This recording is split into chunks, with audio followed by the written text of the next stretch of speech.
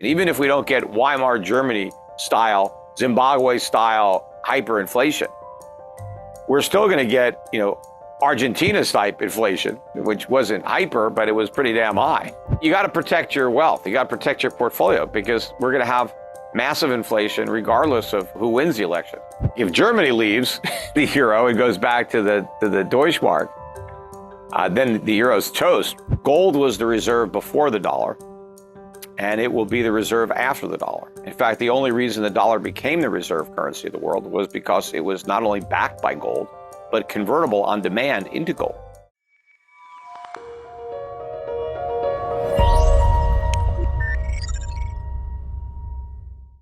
Hello, everybody. My name is Paul Buitink, and welcome to a new episode of Reinvent Money, where I host interesting conversations with geopolitical and monetary experts. Today, I'm talking to someone who opened my eyes back in 2008. He was one of the few analysts who predicted a financial crisis. He and guys like James Turk made me realize the flaws in our monetary system and appreciate the value of hard assets, such as gold. I'm really excited to have him on today. He's amongst others the founder of Schiffgold and also chief economist of Euro-Pacific Asset Management. Peter Schiff, welcome. Thanks, Paul, for inviting me on your program. Yeah, let's talk about debt first. The debt levels seem unsustainable across the world. Total debt worldwide is now more than $300 trillion, or more than 300% debt to GDP. US, Eurozone, debt all close to or above 100%. Who is in bigger trouble at the moment? The euro, my region, I'm based in the Netherlands, or the US dollar, or any of the other major currencies? Well, I think we're all in a lot of trouble. So it just depends on the degree. And it's all, I guess, relative. If one nation is in even worse shape than another, it doesn't mean that the nation that's in less bad shape is in good shape. And, the reason we have so much debt is because central banks have been so accommodating to the borrowers by keeping interest rates so low. In fact, for many years in Europe, they were paying people to borrow money. Interest rates were negative. And so as a result of artificially low interest rates, governments, households, businesses all took on, far more debt than they could reasonably service in a normal interest rate environment, and debt that they can't repay in any environment. And so we are facing a debt crisis, which will ultimately become a currency crisis. Because what happens when you can't pay your debt is you print money. And when you print money, you destroy the value of the currency. And so that's where we're headed. And as the question is, which currency is going to lose the least or the most in relation to another currency? And it's hard to say. Right now, the yen seems to be the weakest of the major currencies. But I think ultimately the dollar has the most to lose because we're the country that benefits most from the current status where the dollar is the reserve currency in a global fiat system. So we really have an advantage in the United States that allows us to take on a lot more debt without suffering the adverse consequences that other nations would suffer if they were doing what we're doing. But I think that when the dollar's status is lost, then we're particularly vulnerable to a massive crisis where our whole standard of living is going to topple to a much greater degree than what you see in Europe or Japan. Yeah, but would you agree that the dollar for now is the least dirty shirt in the laundry basket, or because that's usually a comparison people make? I just think that that's the mistake that people conclude. And the only reason we don't look as dirty is because of our reserve status. So if we didn't have that, then it would be obvious how dirty our shirt is. Yeah. But, people just haven't figured it out. And if you look at long-term bond yields, the U.S. government is still borrowing for 30 years at below 5%. And so, that doesn't make any sense that we could do that. If and in fact, if you look at the spreads, the tip spreads, bond investors are expecting inflation to average about 2.3 to 2.4% over the next 30 years. There's just no way that that's going to be the case. It should be obvious that over 30 years, inflation will be much higher, if not multiples higher than that. And how come the market doesn't realize that? Well, sometimes the markets get it wrong in the short run. I mean, look at how they valued subprime mortgages. They valued them above par until they became worthless. I think they were worthless the whole time. It's just that Wall Street didn't get it. You know, the people that were buying the bonds and paying premiums to par didn't realize that they were going to lose all their money. They didn't understand the dynamics in the real estate market. And I think the same thing is happening in the treasury markets, which are highly influenced, of course, by government intervention. But I don't think bond yields reflect anywhere near what inflation is likely to be. I think a lot of people have been fooled into believing that the Fed or other central banks can keep inflation around 2%. That they can't, not with the massive amounts of deficit spending in their respective governments. Lots of money is going to be printed. And that means the inflation rates are going to be much higher. You know, if you go back prior to the 2008 financial crisis, just look at the 40 years from 1968 through 2008, inflation averaged just under 5% for those 40 years. And not once during those 40 years did the Fed ever claim that the target was 2%. You know, at times they, were dealing with the inflation problem, but they never said they had a 2% target. They didn't adopt that target until we were under 2%. And then it served their purpose because it was really a pretense to justify printing more money and artificially propping up asset prices, subsidizing government spending and monetizing government debt. They were able to justify the reckless monetary policy based on the fact that we were below the 2% target and that we needed higher inflation. Well, we needed it like a hole in the head, but now we've got a much bigger hole because inflation is well above 2% and it's never coming back down. I mean, not anytime soon. But the markets haven't come to terms with that reality, that what we experienced, that sub 2% inflation, was an aberration. It's not happening again. Yeah, we're going to be much, much higher. Could you also argue perhaps that a lot of institutional money, especially also in Europe, is, for example, pension money that are forced to invest in some of these bonds, sovereign bonds, thereby suppressing yields and giving a unfair picture of what's really going on? I mean, that's part of it, but it doesn't necessarily explain the spread between treasuries and tips because that could widen. I mean, so I think investors are really clueless right now. But in the short run, investors can make mistakes. Look, Peloton shares during the pandemic were up at $170, and now they're $3. Same company. Investors just got it wrong. They made a lot of assumptions during COVID that weren't true. And they're making a lot of assumptions about the Fed and its ability to control inflation that are just not true. Yeah. And so everything is mispriced. Bonds are overpriced and gold is way underpriced. Gold is priced as if inflation is going to stay close to 2%. It's not. I mean, it's more likely to be 20% than 2%. But, the markets haven't priced that in, and eventually they will. I think over the next year or two, maybe within the next year, more people are going to start to see the truth, and that's going to be reflected in a much higher gold price. Yeah, and do you follow Europe a lot? I mean, you're a son of Jewish migrant from Poland, so you have your roots in this part of the world. How closely do you follow the euro and the European Union and its economic prospects? Well, I pay attention to what's going on over there, and I've been a critic since the formation of the Eurozone. Way back when they first started in the late 80s, I saw the moral hazard inherent in this system. And that it wasn't going to be a method of reining in reckless governments. It was going to encourage even the responsible governments to be reckless. It wasn't going to turn Italy into Germany, but Germany into Italy. Exactly. Because, everybody has an incentive to run up their own debt because some other country is going to have to pay for it.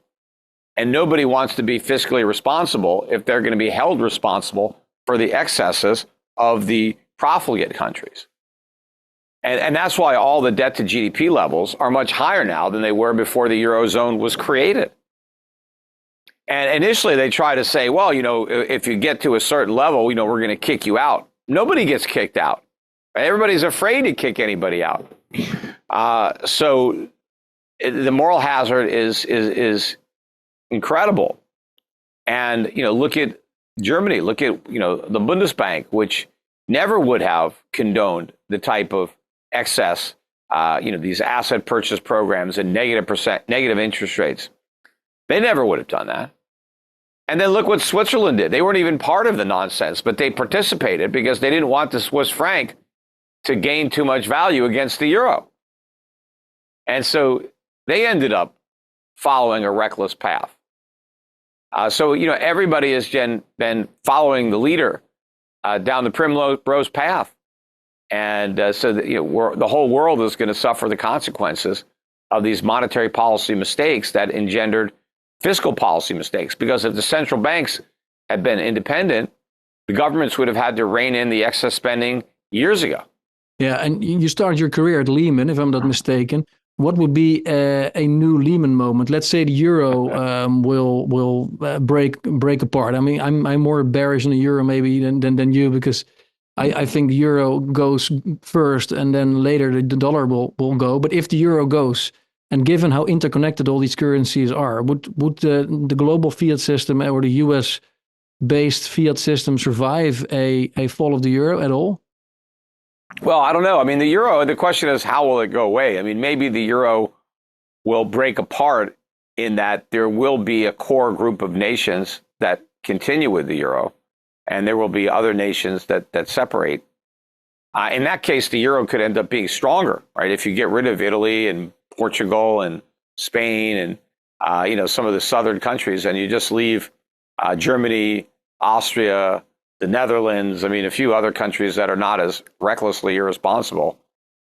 But like if Germany leaves the euro and goes back to the Deutschmark, then the euro's toast, right? Because of the countries that are left. So I don't know how it's going to break apart, or will when push comes to shove, will the European Central Bank force governments to make dramatic cuts to their spending? Because there should be a big difference between interest rates in Germany and interest rates in Italy, for example.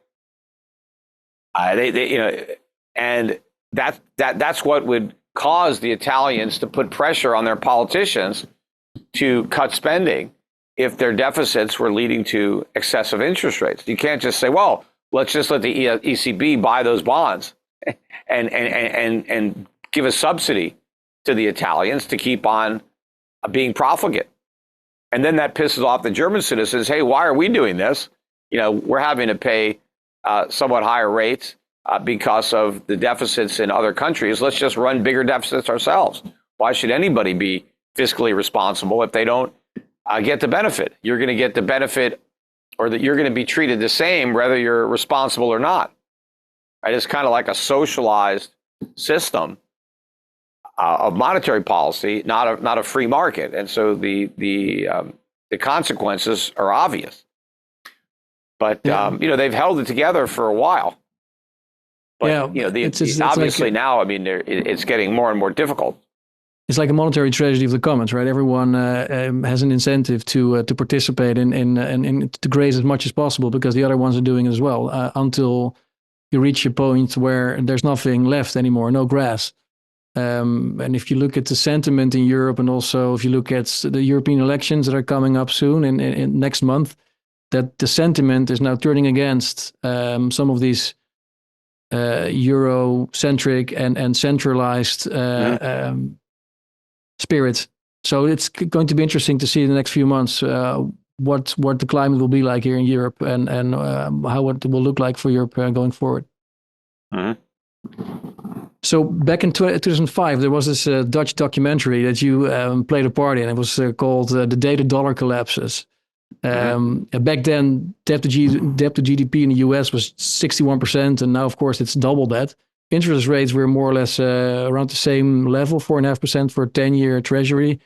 But yeah, definitely things have changed a lot since 2005. It seems much more unsustainable now than back in the day. But back in the day, you were already saying the dollar is on an unsustainable path. How is the day going to look like? The day that the dollar will collapse? How does the collapse look like? Could you paint a picture for us? Yeah, and back then too, there were still some people that were holding out hope that Congress was going to get its act together and deal with these issues. But of course, that never happened, and it's not going to happen. Unless there's a crisis, we'll never act preemptively to avoid a crisis, because there's just the politics don't make any sense. And so it's not going to happen. But sure, I mean, you look at the interest on the national debt right now, it's over $1 trillion a year. And by the end of next year, it'll be $2 trillion. And so right now it's bigger than national defense as far as what we spend. But by the end of next year, it'll be bigger than either Medicare or Social Security. It'll be the biggest line item in the federal budget. And it's going to keep growing from there exponentially. And, you know, the higher our debt is, we have to borrow the money to pay the interest on the debt. So the more money we have to borrow, if we're paying $2 trillion a year in interest, that $2 trillion needs to be borrowed because we don't have it, on top of the trillions that we have to borrow to fund the operating deficit. So it's just spiraling out of control. And so it has to end in either default or massive inflation. Those are the only two ways that this movie ends. And it's a disaster either way, if you're holding dollars, if you're holding any bonds denominated in dollars.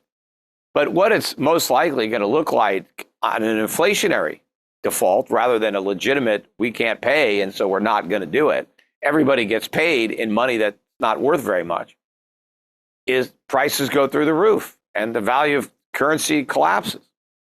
And because this is the only that's the only viable way to deal with the debt load, is just to inflate it away instead of default. But you could also say maybe like a partial default, or like the bonds held by the US, for example, held by the Federal Reserve, they could be forgiven, for example. Is that an option? Because it's... Yeah, well, if they forgive the ones held by the Federal Reserve, it just means the Fed has no way of taking the inflation back out of the economy. So that's kind of an admission that we're a banana republic and that all the debt was monetized.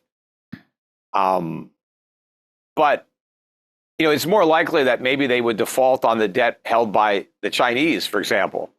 Say, hey, we're not going to pay China. But the minute we default on anybody, of course, it's a whole new ball game, because now treasuries are no longer risk-free. They never really were risk-free, but people just didn't realize that. But the whole bond market implodes. The dollar, I think, goes down even under that scenario. But we're more likely not to default on anybody, because the politicians don't want that, because it's too embarrassing. It's obvious that, you know, they're the source of the problem if they're the defaulter. They'll just inflate. They'll just print money and blame the ensuing inflation on greedy corporations, speculators, foreigners. They'll blame it on gold buyers. You know, they'll blame it on people like me for encouraging people to buy gold or buying gold, you know, because we helped drive down the value of the dollar. But it's their policies that drove down the value of the dollar. I'm just advising people to buy gold to protect themselves from an inevitable collapse. What we're doing to protect ourselves is not causing the crisis. It's the crisis that is coming that is causing us to take preemptive actions to preserve our wealth, right? I'm not going to just go like a lamb to the slaughter if I know that that's where we're headed.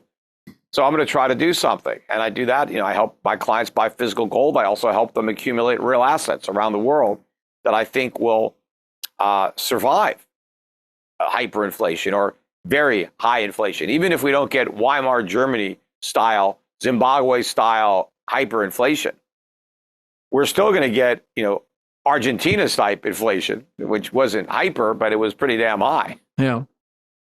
So it is then the prospect for the dollar is not so much that it will just completely collapse or evaporate. It will just lose relevance. So instead of being the reserve currency at some point, because of all the inflation, the dollar will depreciate against other currencies, and it will just be one of the major currencies, just like the pound.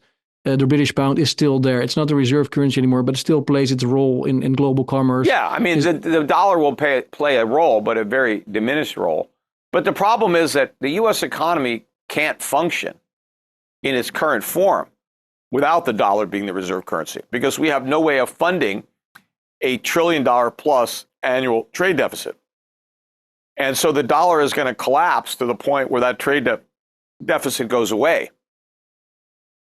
And what is our economy going to look like when we can't import over $1 trillion a year worth of goods that we didn't produce? It's going to look very different because those goods are not going to be available to buy. And so Americans are not going to be able to have those things. And people whose jobs depend on Americans buying those things, well, they're going to be out of work. So, you know, the whole economy is built on the dollar's reserve status, the whole service sector economy. That's why we don't have to make stuff anymore, because we can import the stuff that other people make because they want our reserve currency dollars. They need them. But if they don't need the dollars anymore, they don't need them. Well, then why are they going to give us stuff in exchange for them? Sure. You know? Yeah. We're going to have to export to import. If we want to import goods, we got to export other goods to pay for it. Yeah. Or we can export our gold, but we'll run out of that pretty quickly. You can become a creditor nation again if you. I mean, it means a reset. It means hard times for many Americans, but at the same time, you're self-sufficient when it comes to energy and food. Oh yeah. So it's actually a chance for America then to become great again. Yeah, I mean, we could, Trump. Especially with technology, computers, AI, things like that. I mean, we have a lot of natural resources. We were very wealthy and productive at one time.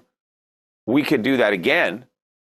In order to achieve that, we just need to limit the size of government. We need to roll back government so that we have the type of limited government that we had initially that enabled us to become so prosperous, that enabled the dollar to achieve the world's reserve currency status. We need to go back to that type of America. But the question is, are the voters prepared for it? Because it's not an easy path to get from where we are to where we need to go. And politicians don't have the stomach for asking voters to swallow any bitter tasting medicine. Nobody wants to level with voters and tell them the truth, that they can't get a lot of the government benefits that they were promised. And since politicians care a lot more about their own reelection than about the country they represent, they're going to pursue policies that increase their chances of reelection, not that are good for the economic health of the country. Yeah, the same dynamic we can see here in Europe. So, would you have any advice then for U.S. voters who to elect in November? What would you? Yeah, well, we don't have really good choices if you're concerned about fiscal responsibility, inflation, debt. Both candidates are promising more government spending, bigger deficits. So inflation tax is going to go up regardless of the outcome. I mean, personally, I'd rather Trump than Biden, but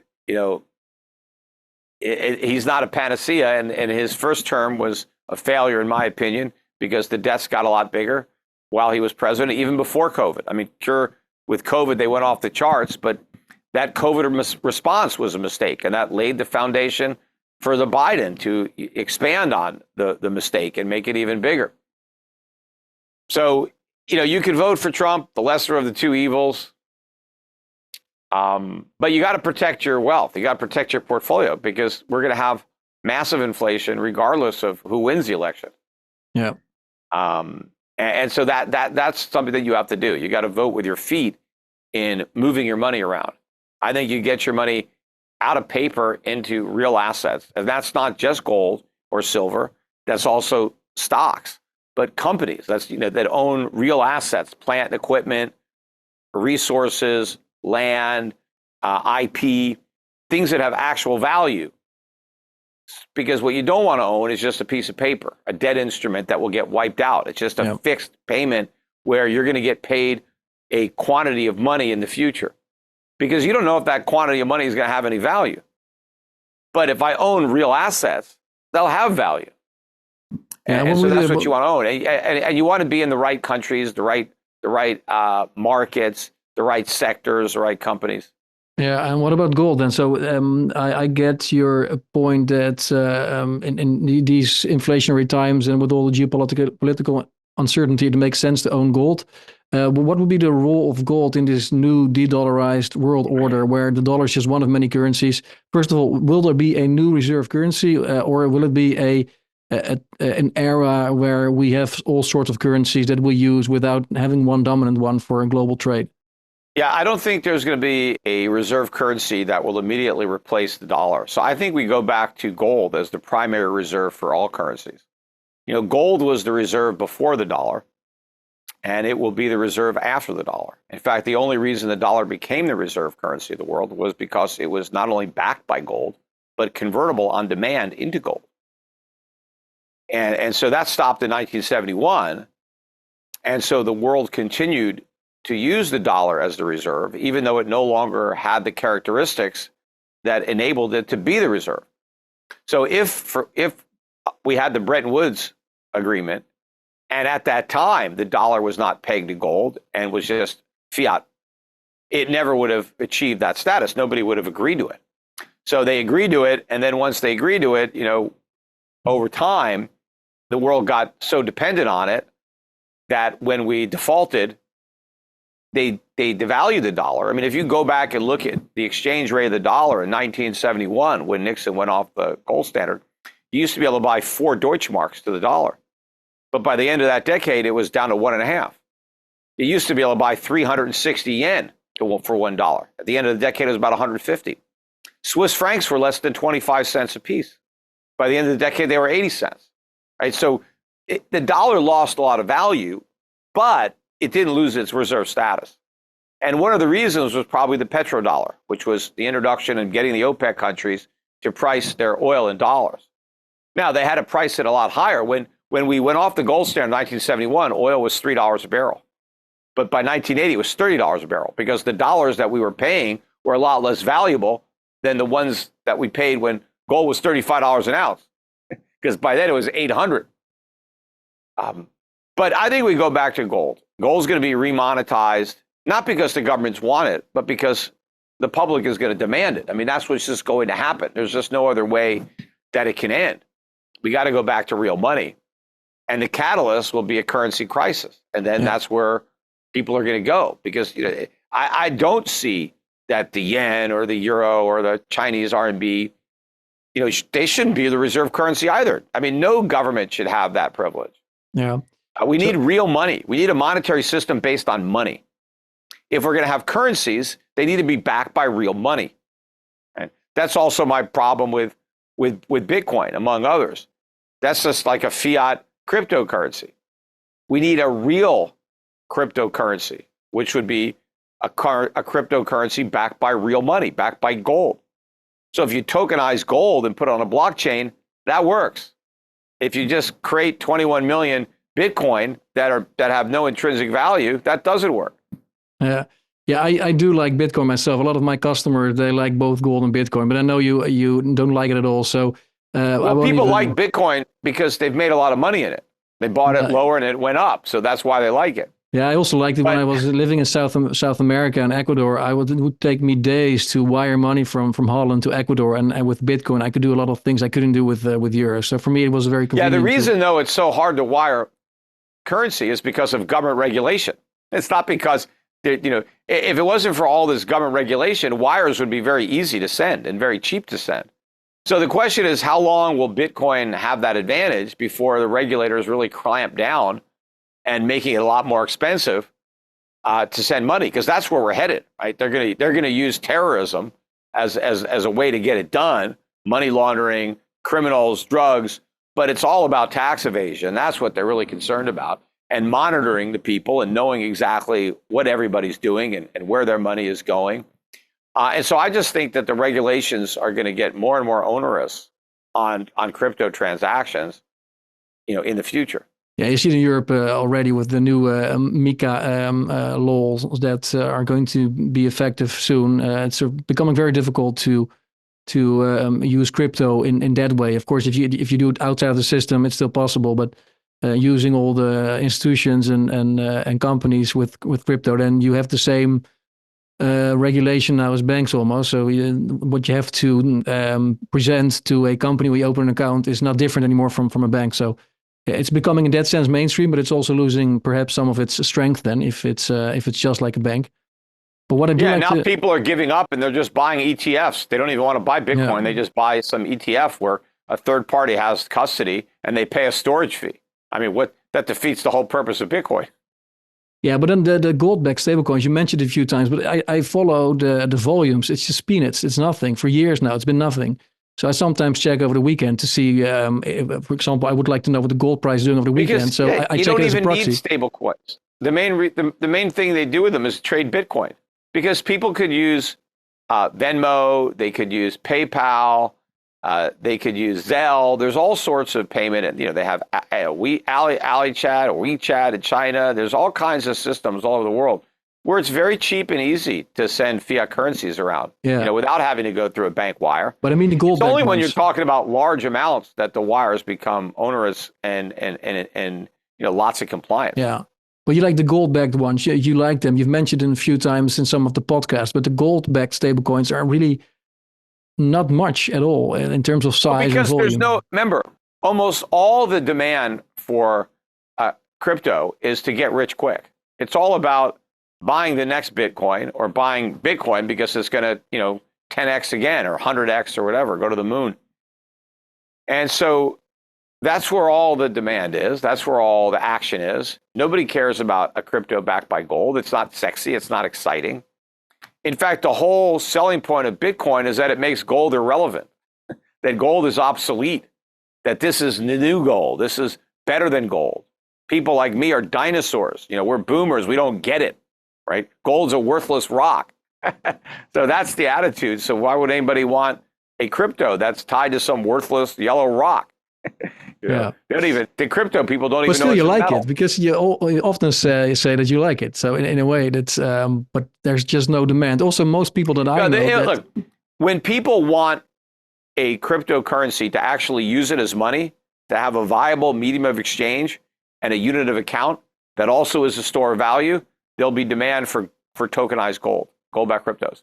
But if people just want to get rich quick and they're buying digital lottery tickets, then they're not looking at gold. They're looking at Bitcoin or 20,000 other crypto tokens that they could buy. But in general, you could also argue that people that own gold, they don't want to spend it anyway. So if it's blockchain based or any other model, people usually buy gold for long-term storage as an insurance, as an inflation hedge. Yeah. Like most of my customers, they hate selling their gold. They only sell it because they need euros to pay for the expenses. But in general, they would like to keep it, right? So they want to save it. But that is going to change. Instead of spending it. Yeah, that would change over time. If you're buying gold to store it, you're not going to spend it. You're going to spend your fiat first. Yeah, exactly. But let's say your paycheck, you're a typical guy, and your employer is paying you in gold. And so every month, right, your entire paycheck is given to you in grams of gold. Well, now if you want to pay your rent, you pay it in gold. And your landlord takes gold in exchange. You go to the grocery store. I mean, if we all start using gold, yes, we're going to save what we don't spend. So if I earn, let's say, 1,000 grams of gold and I spend 900, I can save 100 of them at the end of the month, right? I have some savings and I can keep earning. And you could even do this even if your landlord doesn't want to get paid in gold, because you can sell some gold to pay your rent. And just so you can start with gold and then sell off what you need to pay your bills and keep whatever you don't need, right? So you could do that, and then you could use gold, because gold can function as a medium of exchange, and it's actually cheaper to use and a faster payment process than using Visa or MasterCard or some of these other payment rails. But you have the added benefit of money that isn't going to lose value the way fiat can. And I think ultimately what would drive the adoption of a return to the gold through blockchain or crypto, ever it happens, it's not going to be the buyers so much as the merchants, the sellers, the people who have goods and services to sell. They're going to want to get paid in something that's not going to lose value. Now, if we start to live in a world where inflation is 10% a month, for example, that it's very hard to operate a business in that world. It's very hard to sell goods and take in dollars when you may not be able to restock your inventory with the dollars you got from selling the stuff that you had. You could end up losing money on every sale. But if I demand payment in gold, that's a whole different story, because now I have gold. And so if the prices of the stuff I need go up, well, the price of gold will go up too. So I'll be able to restock my inventory because of the savings. So ultimately, that's going to happen. I mean, you go to a lot of countries now that have a lot of inflation. They have black markets where if you want to buy something, you got to come with a hard currency. They won't take the local currency. They don't want it. No. And so the same thing might happen with the dollar or the euro. Yeah. People might not want those currencies either.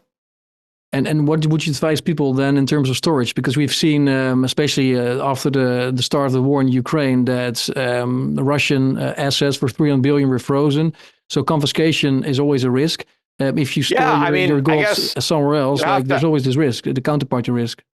Yeah, you have to have a trusted custodian, in a jurisdiction that has a good rule of law, so that the government can't just come in and seize it. Like, for example? What would be a good jurisdiction in your view? Well, you have, let's say, Switzerland, is probably not going to steal gold. And there's other countries that are probably not going to do it. And, you have companies that have a, reputation to protect, and they're not going to steal their customers' gold. They have a lot of goodwill in their brand, and they want to maintain that. A lot of people think, third parties, you can't trust third parties. Well, without third party trust, we'd have no insurance industry. I mean, everybody that buys an insurance policy is trusting a third party to pay the claim. But, we have a huge insurance industry built around third party trust. Yeah. But of course, you have rating agencies that rate companies and give them a credit rating, and, which companies have a history of paying claims. There's a lot of ways for the free market to help consumers and reward companies for being honest and living up to their commitments. And that goodwill has a value. It's not so much the companies that most people. It's also the governments, of course. We had 1933, of course, confiscation. Is that an event that could happen again? 1933 was a very different environment, because remember, we were on a gold standard then, and the government, Roosevelt, wanted to devalue the dollar. Gold was $20 an ounce, and so he asked everybody to turn their gold in out of patriotism, really. And then when the government got everybody's gold, they said, okay, now the gold is worth $35 an ounce that you just gave us. We gave you 20 for it, and now it's worth 35. And so that's what they needed to do. But the government doesn't need that anymore. We're on a fiat standard. The government wants money, it just prints it. So they don't have to take our gold. They just take our purchasing power by printing more money. If the government comes to the point where it's confiscating gold, it's for a totally different reason than it took it in 1933. But if they're seizing gold, they're probably also seizing real estate. They're probably seizing stocks. And the gold is the hardest asset to seize because they don't know where it is. Yeah. It's easy to find your real estate. It's easy to find your stock portfolio. Nobody has certificates anymore. Everybody's got, a brokerage account. The government knows where all of our stocks are. Yeah. And all I have to do is go to the brokerage firm and take it. That's what David Rogers Webb says. I interviewed him about the Great Taking. What do you think of his story, the Great Taking? That there is a chance that at a certain point, when the whole situation becomes unbearable, not sustainable anymore, that governments and bankers worldwide would take stocks and some other assets that are easily to take. Look, you're talking about a communist revolution, right? That's what happens when you have a communist revolution.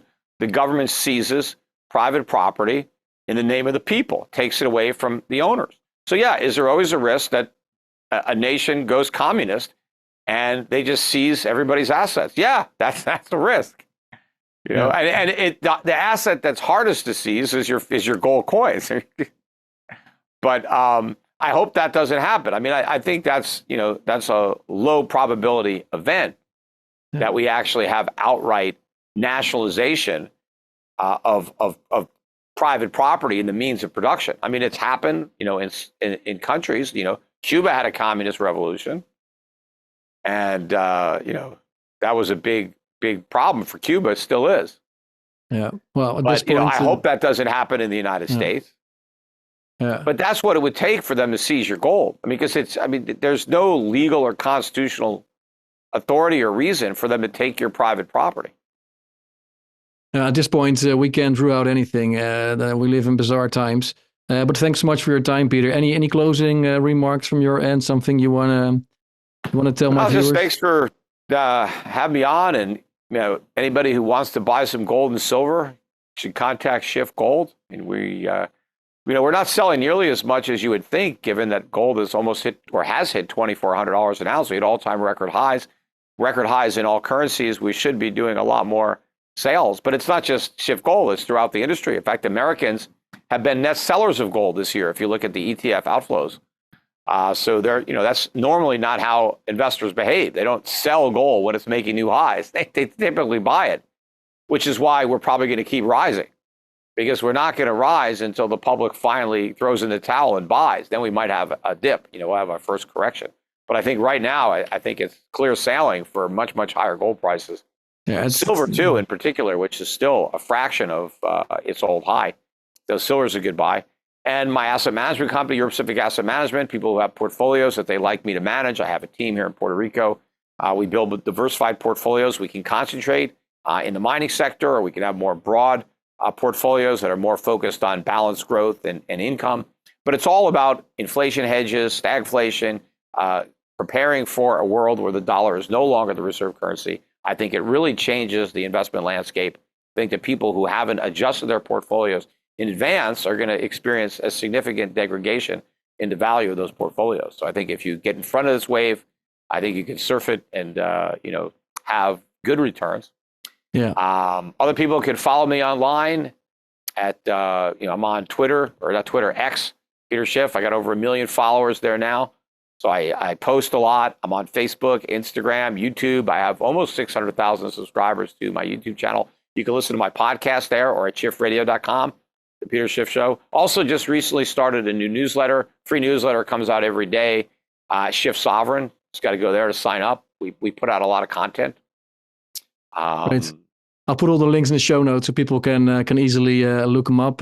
Thanks so much for your time, Peter. Like I said at the start, I've been following you for 15 years now, so it was really nice to finally be talking to you in person. Take care. Yeah. Keep on, Paul. Thanks a lot. Yeah. Talk to you later. Bye-bye. Bye.